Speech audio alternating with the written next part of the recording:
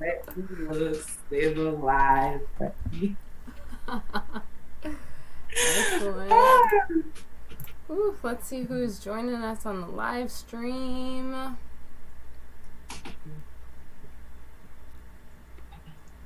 Awesome. Nicole and Bebian have been with us all day. Nice. Thank you, lovelies. All day they've been with us. Goodness. Yeah, La Kutuka too. Okay. Awesome. Thank you so much, everyone, for sharing the love, for being here. This is your Saturday, and you're here. That's big. We know what that means. Welcome back. Yeah. And if you're just getting here, welcome for getting here. We've been here all day.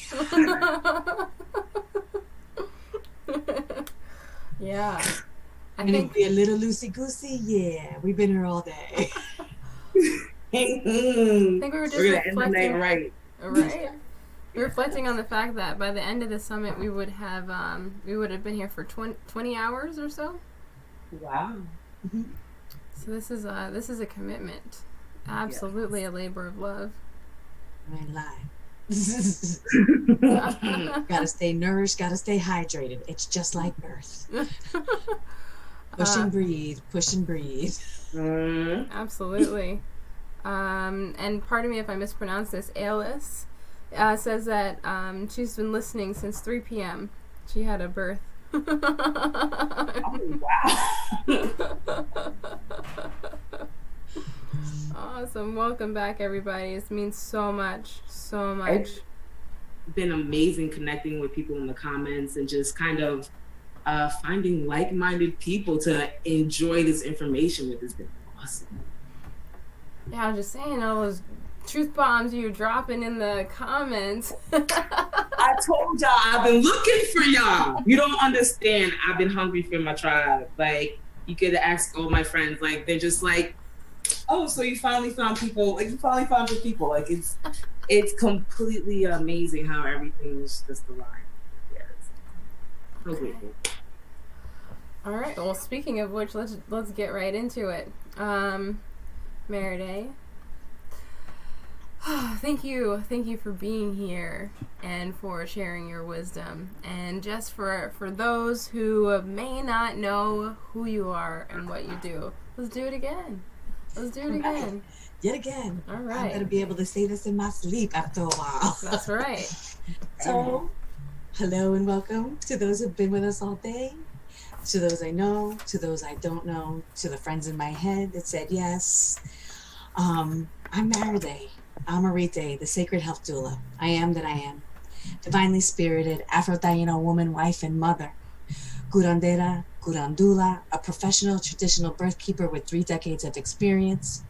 An ordained minister, esthetician, integrative nutrition coach, moon mother, shamanic herbalist, and energy worker, offering holistic women's wellness and womb care services.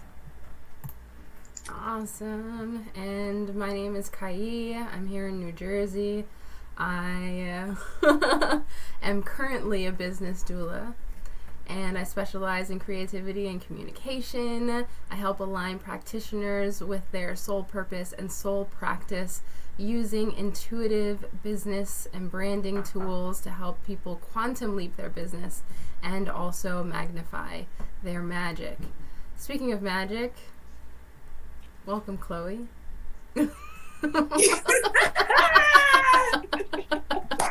Hello, everybody. My name is Chloe. My first name, this is going to be like a really weird story, but I'm a first-generation American. My father is Haitian and my mother is Canadian.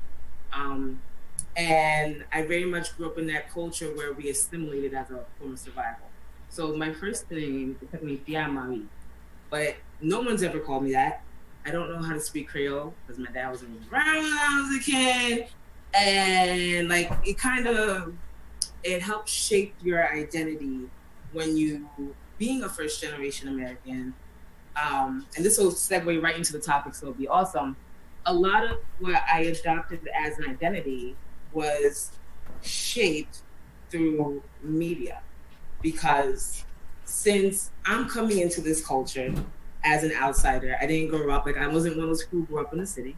So you don't have that culture of being around a tribe of Black people.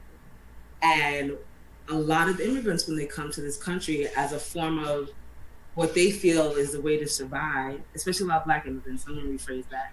There's a lot of Black immigrants, there aren't collectives. Like, you have Chinese people collectives, Hispanic people collectives. A lot of Black immigrants, when they come in, there is a clash with Black people who exist in America, but we'll get down there. So I say all that to say that the identity I adopted was what media portrayed. And media, we don't give it enough credit in the way that it shapes our ideologies, mentalities, perspectives. Now, in basic human nature, symbolism is a form of expression, whether it be, there's a traditional symbol of the swastika, and we all know what the Nazis have turned it into, but it's found in Tibet, it's found in Egypt, it's one of the oldest symbols in the world. And it expresses the connection to the four elements of the earth. And the fact that that symbol exists for thousands of years, and then within 25 years, it was the concept attached to it was completely just blown out the water, eradicated, no matter how common sense it is, because we have four elements, right? No matter how it's found in so many different cultures, so it resonates with so many different people. No matter how much it connects us as humans to not only our lineage, but to nature, that 25-year period, the atrocity that's attached to that symbol completely eradicated everything that was attached to it.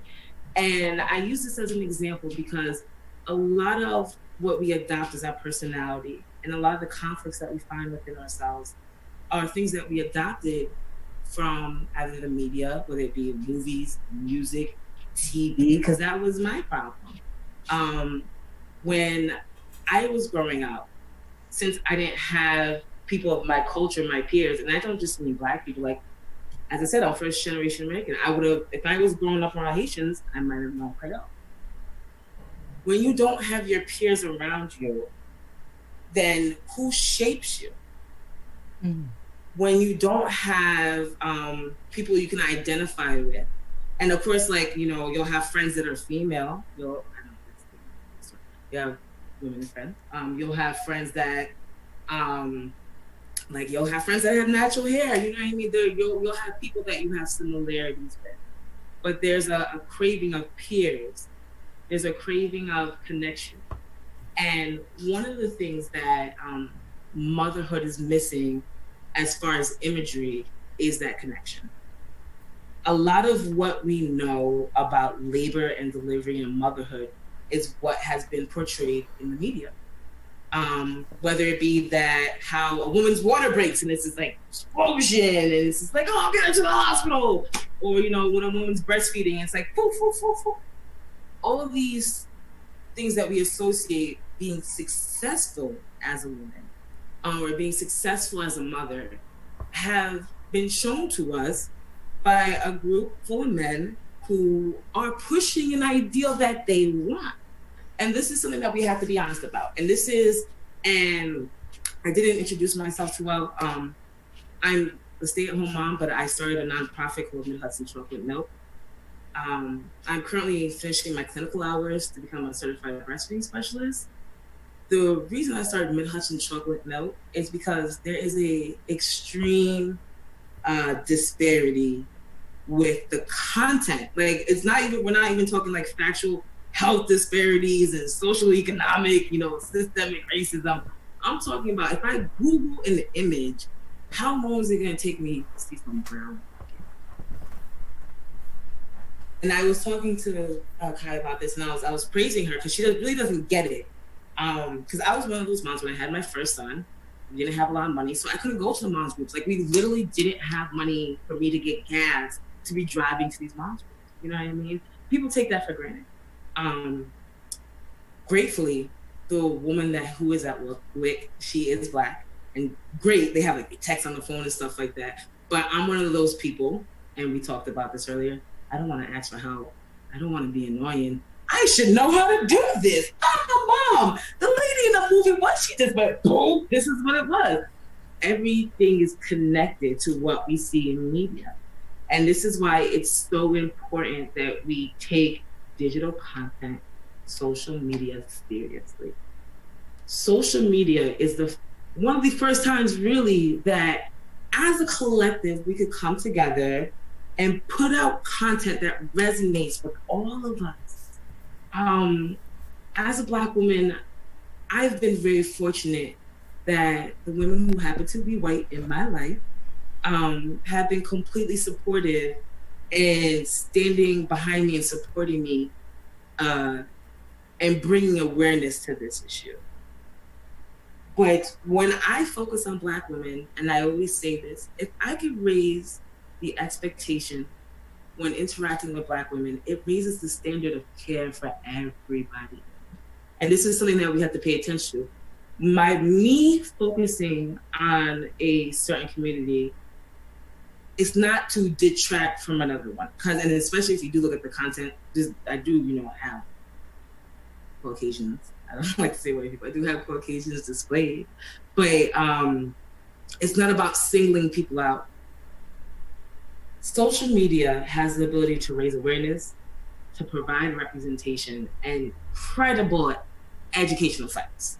And especially we see with our current climate and how we've been advised to deal with COVID-19 recently, and you hear people back and forth and they're giving their opinions. Digital content, we as birth workers, we as women have this ability to step into a realm and say, first of all, cut the shit. First and foremost, cut the shit. We have to prioritize certain things. And that's something that women do well. And it's because, I think Scout said it earlier, like this is something that we've been doing so long. That's why we're experts at it. It's not,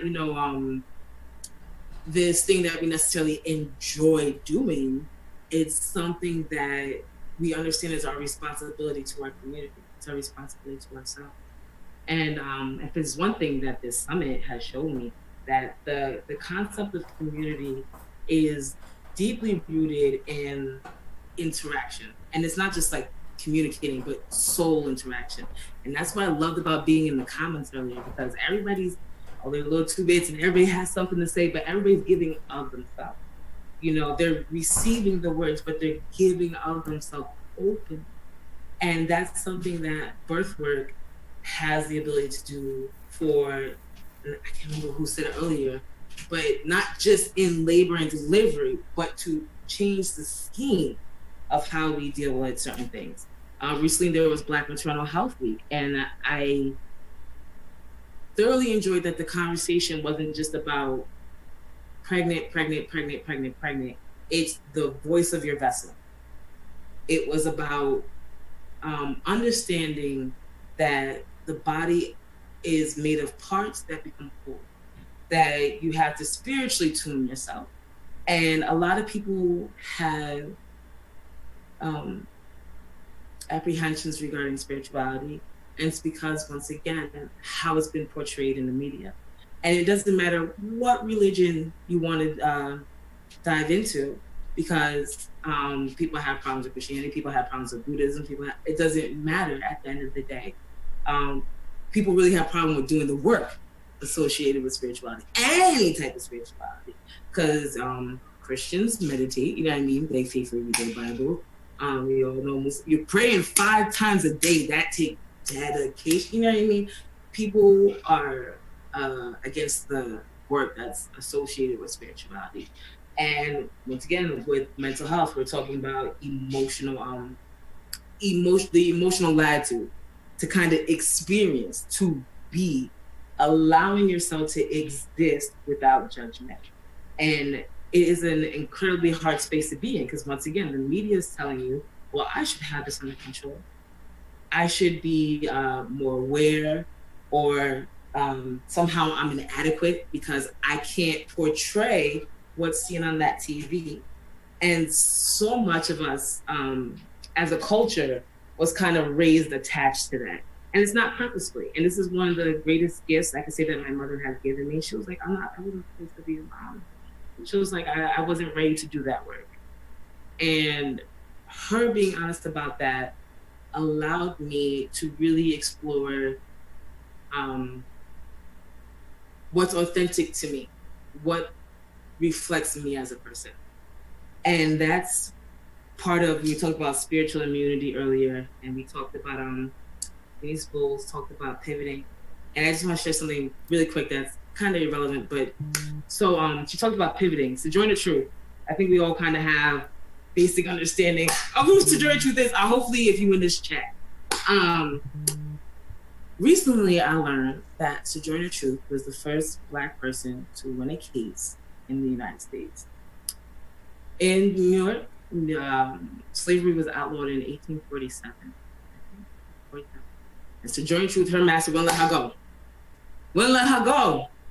And her daughter was by her side. And she said, I'm supposed to be free. And she pivoted. She said, I'm not supposed to be here. This is not my norm. This is not of me. I'm gonna. And what makes it so fudging dope is that she left her son behind. Sounds sad, right? She went back for her son. Unprecedented. Unprecedented. She went back for her son. Had to sue because her son was illegally sold back into slavery, and won her son back. That set a precedent that not only is Sojourner Truth ain't I a woman, 6'2", one of the baddest writers of her time, but this is my child. I grew this person. This is a human, and you will respect this. Now, I say all that to say I live in Middletown, New York. Sojourner Truth walked on grounds less than an hour away from I live, and they don't teach that in school. No, they don't. They don't teach how symbolic that is because it shows a negative portion of their own history. And don't get it twisted, America has no concept of its own history. So I don't really expect it to respect mine, but the complete lack of connectedness to its history is why we're so susceptible to this media. Why we're in the cult of celebrity. Oh, well, they're the ones who are kind of dictating what's fashionable, what's in. And that doesn't apply to the youth. Pop culture is always going to be pop culture. We all know kids are always going to be kids and gravitate to the fun, dumb stuff. But there gets to a point where we have to take responsibility and say, something needs to change. And social media is giving us that tool in such a profound way. And it doesn't have to be like how dope Kai is and doing like flyers and setting up summits. It doesn't have to be anything crazy like that. It really could be like, I have a friend, Harley Party of Five, like one of the most beautiful women out there in this world. And she has a YouTube channel where she shows her 3 daughters and she homeschools them. You don't see that image of a Black mom like that. You see images of Black moms screaming at their kids, drinking wine like I was earlier, wrangling their kids, seeing things like that. And not to say that, she's never an angel, but this is what I mean about showing the complexity of what Black people are. Because a lot of these bigoted white people are working from the rhetoric that they hear. Whether it's been from grandma and grandpa who used to say, I had a colored friend, and then they mom who judged Raheem in the crack epidemic, and now, you know what I mean? Like these, you think because it's not overt saying nigger, that it's not attached to a bigoted action. And this is why we have to address the symbolism of certain things. We have to address what media and advertising is doing and how we have the ability to change that. And we saw it, one of the most prolific times we saw in American history was with Emmett Till. and hopefully everybody knows who Emmett Till is, but just to recap, he was 14 years old, allegedly accused for whistling at a white woman. And the white woman said he whistled at me. She was like 30-something years old, grown woman, lied on this little boy. And he was beaten mercilessly. Like, you could not recognize who this child was. And his mother put her baby open casket. She wanted the world to see what this hate does. She wanted the world to experience on some sort of level and be revolted by this behavior. And it catapulted the civil rights movement in a direction that it needed to go. Media has the ability to influence in such a powerful way. And we've seen it. And this is not, just a product of imperialism, colonialism. This is, as I said, symbolism is a form of human expression. It's been manipulated just like everything else. But we have the chance now, just by being ourselves, just by, okay, my makeup looks fly today, take a picture of myself. I went to the park with my kid, take a picture of yourself. Everyone has the ability to, whether it's just you want to spread positivity, if you want to spread educational content, if you want to raise level of awareness, representation. And I stick with Black women because I am blackity black, black, black. But there are so many marginalized groups out there. And everyone deserves that right to be heard. Everyone deserves that right to celebrate themselves and should be pushed in that direction. And we're not, because we keep trying to uphold that perception, like we got it together, or we keep trying to look like the celebrities in some sort of context, or at least just maintain that we are doing well enough to participate in that type of culture. Because a lot of us think that, using what they use. Yeah, because that's the thing. Because a lot of people say, well, I don't wear a weave, so I don't do that. And like, first of all, you shouldn't bash women who wear weaves. Like, that's just dumb. But it's not just about like what you attach yourself to in the context of like tangible. People think like, well, I didn't buy that ring, so I'm a good person. Or I remember one of my favorites during Black Friday. Well, it was the store's money. It's not my money. It's just like, but we don't realize that by these actions, what we're investing in, what we're committing ourselves to, everything is an intention. And social media has the ability to imprint on an incredible level because not everybody has access to it. Well, they say that kids by the age of 5 recognize 1,000 symbols but do not know 5 plants. I can believe it. And that's the thing. It's just like we don't understand that this disconnect is on purpose. That is how these tools have been able to thrive for so long, is because that we're taking comfort in the disconnect. And earlier when we were during the panel when we were talking about that, and one of the like Buddhist principles, you talk about impermanence. And that's not something that we're kind of comfortable with. We're not comfortable with letting things go. We're not comfortable with not possessing, because we get our value by what we possess. That's capitalism. What can we show for ourselves? Well, this is how well of a human being is. I have this car. This is how good of a person I am. I'm part of this gen. And it detracts from the quality of human being, because now everyone's home and no one knows what to do with themselves because their value is attached to something outside of themselves. And it's been awesome being on social media because, one, it's obviously led me to my tribe, but you really get to see just how giving someone the opportunity to have someone identify with how powerful that is. And I think we really take it for granted having a space to honor and be honored, because women don't have that. Women are no longer symbols of wisdom. Women have become caricatures of patriarchy. We are now what they believe, or they are trying to present or push whatever agenda they want. And no shots. I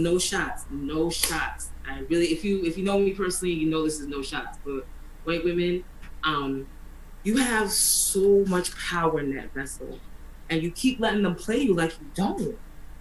And it's so unfortunate because I have met so many women who truly believe that something's wrong with them because they just because they express themselves emotionally. Like they really let that Disney TGI Friday 30 minute episode type of lifestyle like permeate their brain and assume that that's how they're supposed to be living their life, instead of understanding that if, first of all, if they and this is women in general, not just white women, but as women, if we understood the power of our vessel and not how well it functions, not like, oh, can I have 5 babies or can I have one? The fact that you possess a portal, this is the only way that as humans we can enter on this realm. And it's been reduced to this I don't know, you're a pussy, you hear the word, like, you know what I mean? Like, it's reduced like this slur. It's been reduced to this negative thing. And media perpetuates that. Media has this ability to make things seem normal that are not. And they say it's predictive programming, I think it's called. Well, in the context of that, pussy as a weakness, we all know that pussies are quite strong. Okay. And especially after giving birth, I was like, yo, bro, like, you can't tell me what, 2 pounds to 2 ounces? Like you can't. Like in a matter of days, and they want to talk about that you're loose and you're this and you're that and you're blah blah blah. Everything goes, it goes right. But that's the thing, and that's the thing, because you'll hear the jokes on, people will hear the jokes on a comedy show. People will hear, obviously it's not loose, but y'all heard that joke and y'all think it's funny because she slept with 3 other dudes. That's why you're saying that, not because you actually were inside of her. It's because you heard that she slept with somebody else. So that's why you think it's appropriate to say these things. That's why, you feel it's appropriate to degrade this person because that's how society views not only just women, but and that's what I'm saying, like women, but then there's the vessel. Like that deserves its own, whole chapter in the book type of thing. A lot of people are not just really understanding, the same way we're not respecting death, we're really not understanding the magic that is. We don't get it. And that's because labor and delivery is now, as you were saying earlier, it's this medical procedure. Get told in the push, you get told to do that. With my first son, I remember, and the weirdest part about it is with my first son, if you would have asked me like a week later, I was like, this feels awesome. This is how it's supposed to be. And I had my second son at home, and I'm like, now I can give you a checklist of all the shit that wasn't supposed to be done, all the violations that went down. You know what I mean? Like, I can just tell you. And it's because I had white coat syndrome. My doctor knows best. This is an authoritative figure. Like, I don't, this is what she said. Well, I said I want to squat. You don't want to squat. You don't know what you're talking about. Okay, well, she must know. She must know. And I remember the next day, she came into my room without knocking on the door. And I was like, I feel like a cow. Something feels weird about this. But once again, well, she's a doctor and she's allowed to do it. She delivered my baby. And let me tell you some shit.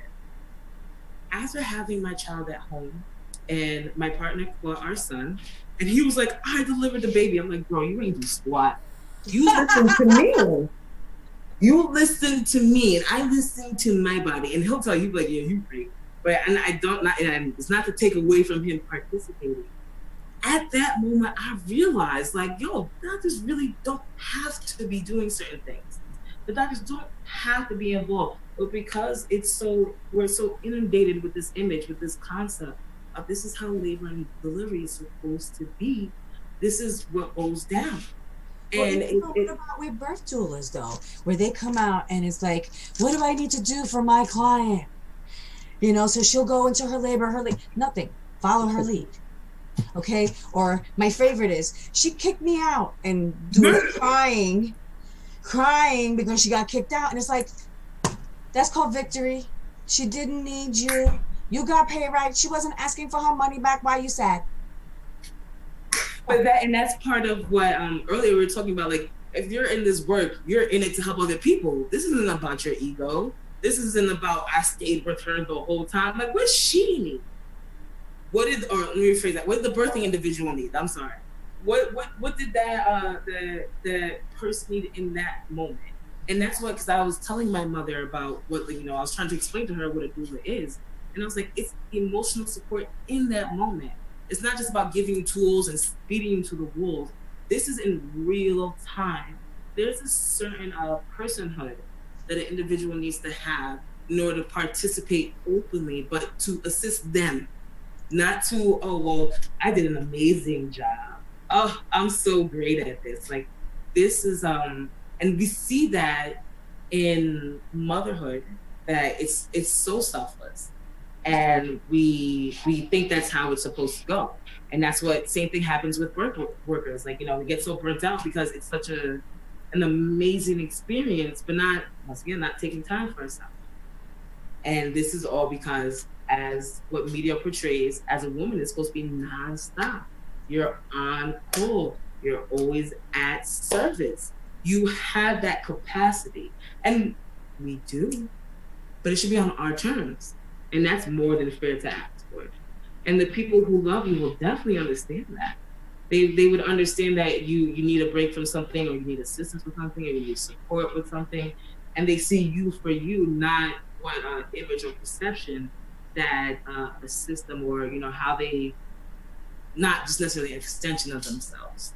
And I think that's why it's so important to find that authentic voice, because you have to have that ability to reflect yourself, whatever it may be. Like, you have to have that ability to stand strong in your personhood, because it's not even just like the old adage, you know, if you stand for nothing, you fall for anything. But it's really about what you deserve out of this life. You know, should what should you be doing with your time? And it's not to say that, you know, people should be pressuring themselves. It's to say that what fulfills me, and this is what I should be attaching myself to. I shouldn't feel obligated to something just because I'm a woman. Because I'm a firm believer, if you don't believe in having kids, don't have kids. Like, that's fine. There's so many different ways you can assist the community. But so many people get roped into it because that's what they think they're supposed to do. That's what Disney told me I'm supposed to do. I'm supposed to find a man. That's, you know, oh, well, on the TV in 30 seconds, their relationship is good. So that's how arguments are supposed to go in real life. And that's just not what happened. There's no context to the reality. And it's not to say that media shouldn't exist. You know, we have to do our jobs in our homes and kind of explain these things to our children. Because one thing, I think we were talking about right before we went live, like, they're not, and this isn't, they're not looking out for Black people, they're not looking out for women. There is no, if it's your dream, it needs your tools, period. There's no way I can construct your dream for you. I can support you, I can help you, I can assist you. But you have to be willing to stand in that truth and say, I deserve this dream. And you have to be in the space for it. And that's what I hope to be doing with this digital content. Like, I hope for women to know that they deserve to have a dream, that they deserve to be heard, that they deserve to have consent. That's one thing that I've realized is a big thing within the medical community. That, you know, and it's personally, I don't think I've really had a doctor narrate what they're going to do. Like, I'm going to touch you here. I'm going to do this. This is the reason that I'm doing this. And I remember the first time I was introduced to that concept of your sound, and I started crying. So I was just like, damn, like, is something, do I just look like I don't give, like, do I look like a bump on a log? Does something about me not warrant that type of consideration? And it could go so many different ways, because if you don't have that support system, then you could fall into that. And it's justifiable, especially if it's all around you.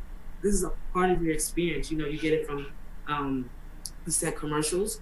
You'll get it from you'll get like makeup commercials and say you should be this way. Well, I want to wear, no, you should wear your makeup this way. Or if you wear the makeup, you're doing too much. Or if you don't wear it, you don't love yourself. It's hard. And I think we don't say that enough. You know, we tell people, you know, you should love yourself, you should do this, you should do this, but we don't really let them know, like, yo, it kind of sucks and it's hard. And that's why media has to go so hard in their job, because it you know, it's this is not an easy task. A person, a soul, an entity, this energy, what God has created within us is such a complex and beautiful masterpiece that's why they have to go so hard in order to push certain agendas or push certain ideals. But we're worth it. Like I see this more as I become a mother, as I find my tribe, as I do certain things, as I connect with people online, how worth it is to invest in ourselves and invest in others.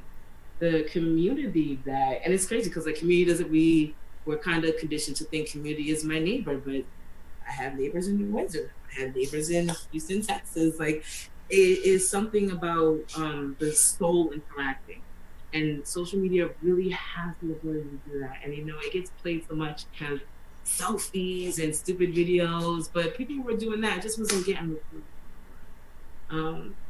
It's such a great place for people to convene, and it doesn't end in the end game is not on the internet. And that's one thing that we have to stress, because a lot of people are like, oh, you just want to, no, of course you want to bring it into your life. Before COVID, I had a mother's group there with me, and one of the most amazing things, like I had these grandiose ideas for what I wanted to accomplish, and like because the women in this group were like, oh, like, no, we need this space. Like, we need a space to talk about the issues that we deal with at work, with our children, with our partner, in context of having a Black experience. And it puts so much perspective in for me that it's kind of like we were saying earlier, that I'm just going wherever this takes me. I started all this because I think the women were in Atlanta, and there was like 8 beautiful Black women dressed in Black nursing their children. That's what started me on this path, because I wanted to take a picture with other nursing moms. That's what started all this. Like, that's what started all this. And God take you where you need to go, but you have to love and respect yourself. You have to love and respect this masterpiece that was made. You have to, like, you can't ignore it and expect for it to be molded in such a way. And when those who water have to water, that's something that's huge. Like, you can't just sit on some knowledge and wisdom and not be blessing other people with it. And that's why digital content is such an amazing way to do it, because you can have fun, you can make pictures, you can do videos, you can do all these different things. You can involve your family, you can involve your community. It can go so many different ways and bring so many people together since it's online. And it's I'm just like, you know, a complete advocate for internet, digital content. This, you know, is fun. I'm sorry, I feel like I've been rambling. How is everyone? Well, we had a question. What was that? What was the video of the good content? The YouTube channel. The good one. You said that there was an example of someone who was actually doing great things. Oh, okay. Harley Party of 5. I am so, listen, I told y'all, like, okay, and them kids is upstairs, they're only 1 and 3, they still fresh, all right, y'all? Like, I'm still a little all over the place. But yes, Harley Party of 5. And it's like 5 the number, not the word. But, and one of the things, and I think I recently told her this, that, because we'll see in the cult of celebrity that when moms put things online, it's kind of intimidating. Like, oh, y'all look like y'all got your shit together. Like, you're organized, your kids are behaving, like no one's screaming, there's no mess. And that's one of the things that I enjoy about her content so much. Like, she's about her kids be kids. And she's still engaging. She, you know, is definitely conscious parenting. She's homeschooling, but it's just like, I'm not gonna stress myself over y'all. Like, y'all still got a lot growing up to do. We gonna be together for a while. So let's just, you know, take a day by day. And it's so nice not to be intimidated in that way, because motherhood is so hard to begin with. Like, life is hard.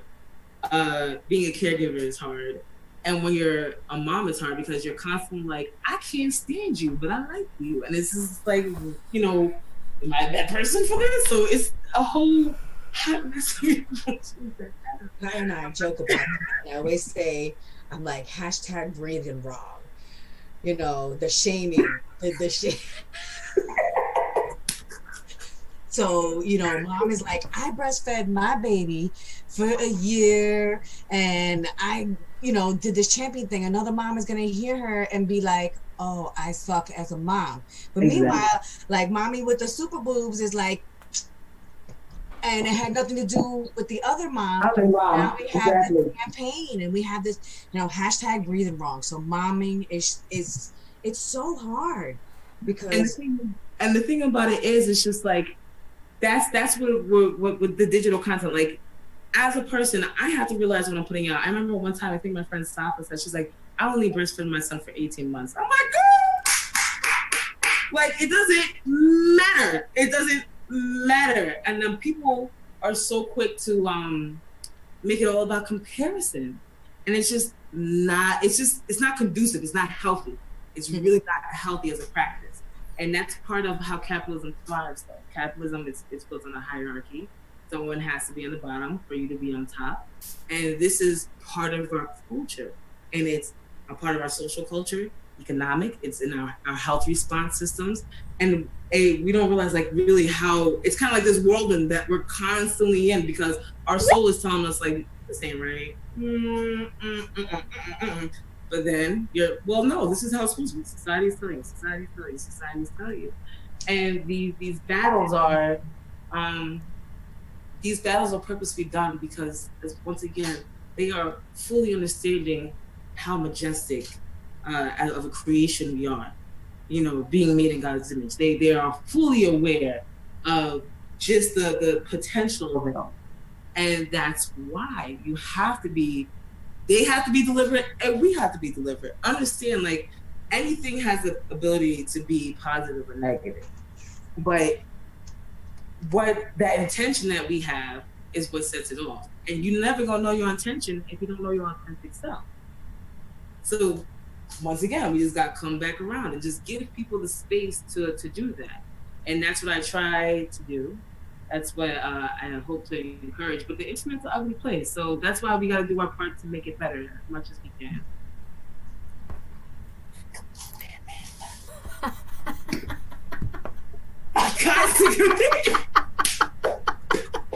I'm sorry, y'all. This has been a long day, but it's been awesome. I'm so full with joy right now. It's just, I'm so grateful to this experience. I really am. And thank you for believing in me. Thank you. Let me tell you, you were talking about, spirit takes you wherever. So the day I met you, I have to say thank you to Stephanie, who runs the MISN, Maternal Infant Services Network. So we have the Mid-Hudson Lactation Consortium. I'm a CLC. So I was sitting in my house, and all of a sudden this thing blazes up across my Facebook talking about there's this meeting. And it was, like, seriously, it was going to be popping in about 20 minutes. And I rolled in late, and Chloe was there at the podium. Seriously, if you have any questions about social media, digital content, I walked in. Don't ask me. I don't know shit. She said that. Well, I'm just talking specifically about. Well, we've already talked about Kai, but I'm talking specifically combating cognitive dissonance with digital content, and that is the presentation that I walked into, and it was just like, that thing. This is how people are. I don't see anything. I don't see anything wrong with it, and it was such a beautiful conversation. How can I be an ally? How do I do things different? So seriously, book her for that particular content session. It was phenomenal. Thank and you. Just to also piggyback on what Chloe said about Miss Kai, this is an Our Daily Magic. In case you don't know the name of her business, Our Daily Magic. This is an Our Daily Magic production. Mm-hmm. Okay, and let me tell you, she does a great job in making you sparkly and glossy. I love her, and I'm so blessed to have her in my life. So get at her. Thank you so much. And I mean, there's so many synchronicities too in us. I used to live in, for a while I was in New Hampton, and that's how I met Safa. So I actually I met Safa before she had her son, and she was making these beautiful beauty care products that were natural, and I literally just finished a jar of her scrub, Like, yeah, I use deodorant. That's the thing. It's just like, one, it's amazing to support a small business, but especially after you get to know the person, you could feel that they imparted part of their personhood, their wisdom into that product. And I get funky chasing these kids, and it works. So I am just like, because I don't want to use deodorant. You know, you try to do as much as you can. And it gets hard sometimes. But Well, I gotta make sure I connect with Safa. I need some of that deodorant. That trust me, it works. But again, the synchronicities of our lives are just like spot on. So I'm super thankful to meet in this culmination here. This is definitely spirit led. Thank you, thank you, thank you. So where can we find you, Goddess? Where can we find you? Oh, so I'm on Instagram. I'm on Facebook as Mid Hudson Chocolate Milk. I'm on Twitter, and I also have a personal Instagram. My last name VITAL_PNC. I always include Pia Marie in whatever I do because it's just in homage to my ancestors. I'm very lucky to be Haitian, so I'm gonna remind everybody every chance I get.